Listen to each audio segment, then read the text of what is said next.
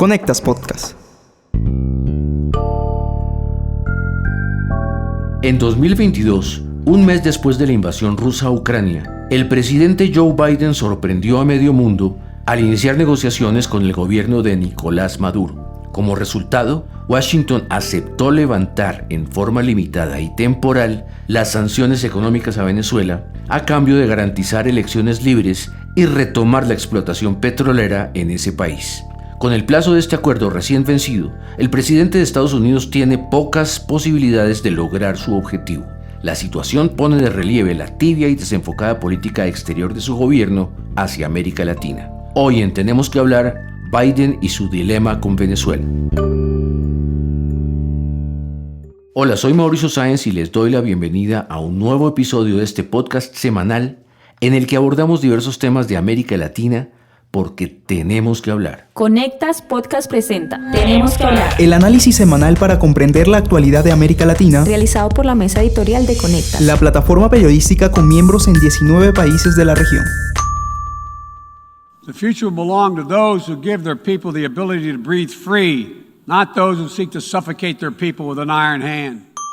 Escuchábamos a Joe Biden en su primer discurso ante la Asamblea General de la ONU en 2021, cuando habló de la necesidad de acabar con los autoritarismos y nombró sin tapujos a los regímenes de Cuba y Venezuela, entre otros. Un demócrata volvía al poder luego del mandato de Donald Trump, quien prácticamente le dio la espalda al subcontinente.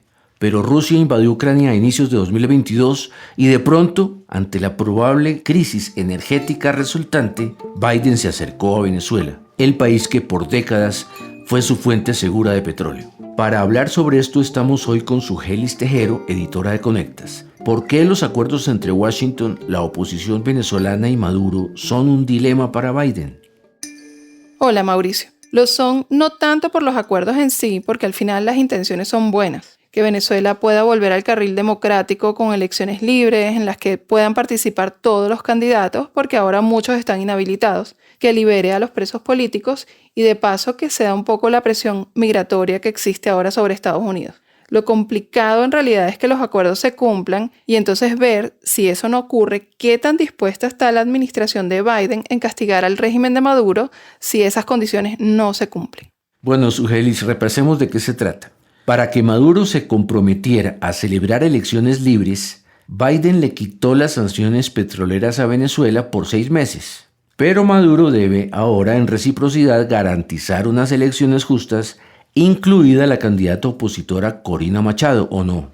Sí, hay un plazo que terminó este 30 de noviembre y a partir del 1 de diciembre Biden puede reaplicar esas sanciones petroleras a Venezuela o incluso poner unas nuevas. O sea, haber levantado las sanciones durante 6 meses no significa que Maduro va a tener carta blanca para durante 6 meses hacer los negocios que quiera, sino que Biden puso un plazo este 30 de noviembre para ver hasta dónde se han cumplido esos acuerdos. Entonces, llegado a este plazo, la pelota ahora está en el campo de Biden porque el chavismo no se caracteriza precisamente por cumplir con los acuerdos. Entonces, la Casa Blanca va a tener que demostrar que va en serio con Venezuela cuando habla de reaplicar las sanciones. Lo que debería pasar es que Maduro cumpla sí o sí con las condiciones que garanticen la democratización del país y eso implica cumplir esa serie de pasos. Lo explicó Juan González, el asesor del presidente Joe Biden, al día siguiente de levantar las sanciones. Que la expectativa nuestra y el entendimiento es que antes de fin de noviembre se vea la rehabilitación de todos los candidatos y las candidatas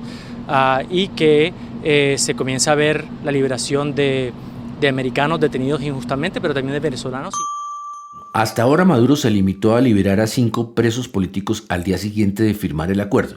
Y sin mencionar sus otras obligaciones, aún así el presidente venezolano ha dicho que quiere iniciar una nueva era de relaciones con Estados Unidos. ¿Qué va a hacer entonces la Casa Blanca, Sugelis?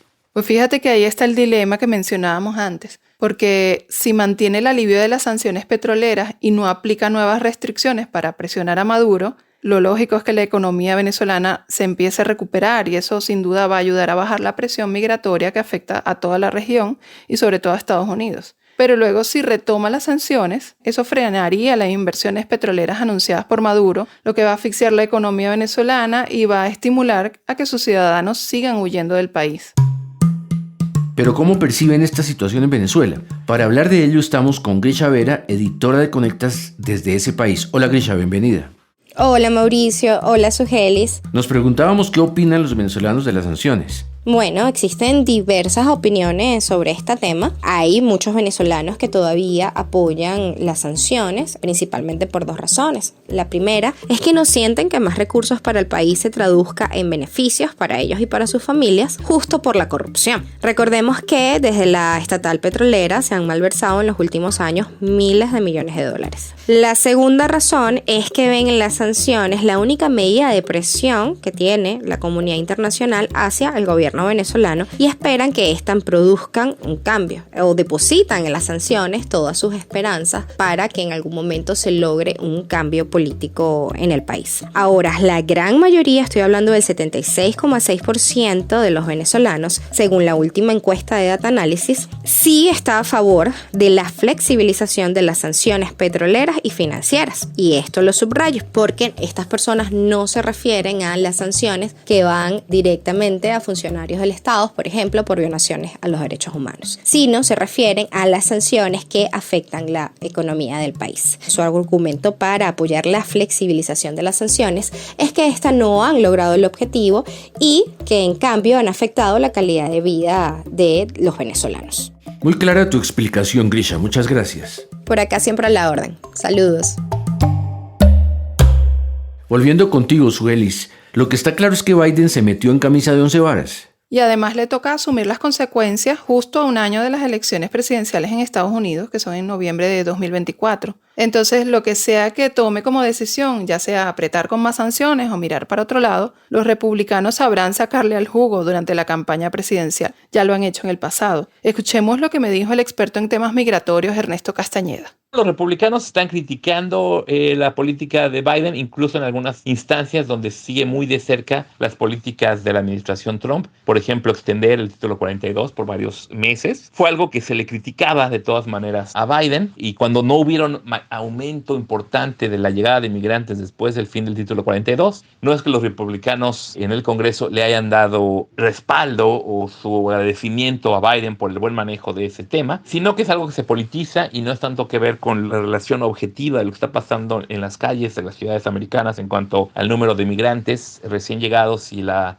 falta de mano de obra, sino que es un tema que se usa de manera política para criticar a cualquier presidente demócrata que esté en la Casa Blanca.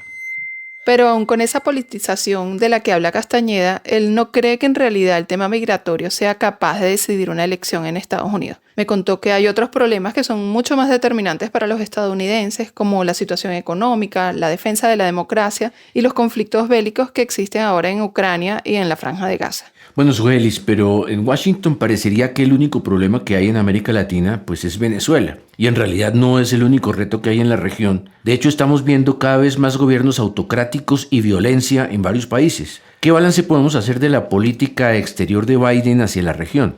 Bueno, eso depende de a quién se le pregunte, porque los expertos con los que yo hablé tienen visiones diferentes. Algunos hablan de que en realidad existe una cooperación mucho más estrecha, por ejemplo, para temas migratorios, que ha habido negociaciones y alianzas con países, en particular, por ejemplo, Colombia, con México, precisamente para controlar todo el tema migratorio. Pero para América Latina, Estados Unidos fue por décadas un aliado y entonces era bastante usual que desde la Casa Blanca pues se aprobaran recursos para planes especiales de cooperación y se hacía de forma más asidua y también se promovían intercambios comerciales, inversiones, pero eso no es lo que estamos viendo ahora. Y eso lleva a esa otra visión de la que te hablé, que es la que da el internacionalista Mariano de Alba. Él es de los que cree que el saldo de Estados Unidos hacia América Latina no es realmente positivo. Y al final lo que vemos es que por otras cosas que han sucedido en el mundo y también por problemas internos en Estados Unidos, realmente la política exterior de Biden con respecto a América Latina tiene muy pocos resultados por ahora que destacar, ¿no? Obviamente aquí entra mucho el fortalecimiento de China con varios países de la región y de alguna forma creo que inexplicablemente para Estados Unidos, América Latina como prioridad está quedando muy rezagada. Ahora, eso no es solamente responsabilidad del gobierno estadounidense, sino también de los gobiernos de la región, muchos que son escépticos de Estados Unidos, que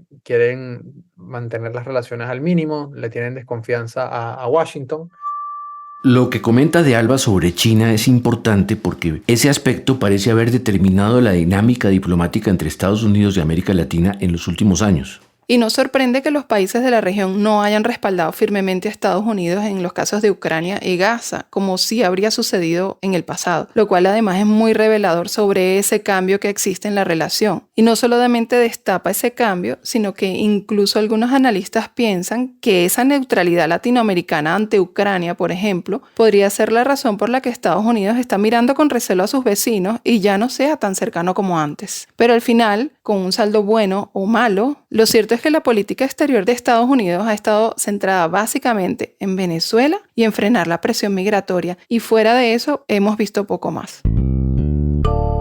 Sugelis, me parece que a Estados Unidos se le podría complicar el proceso para recobrar su influencia en la escena regional, y eso sin poner en la balanza un posible regreso de los republicanos al poder. Gracias, Sugelis, por estar con nosotros. Gracias a ti, Mauricio, y a la audiencia, siempre pendiente de estos análisis. Y a quienes nos siguieron, los esperamos en la próxima edición de este podcast semanal de Conectas, porque tenemos que hablar. Para conocer a profundidad más contenidos de análisis sobre las Américas, visítanos en www.conectas.org. Escúchanos cada semana en Spotify, YouTube, Apple y Google Podcasts. Activa las notificaciones y déjanos tus comentarios porque en Latinoamérica tenemos que hablar.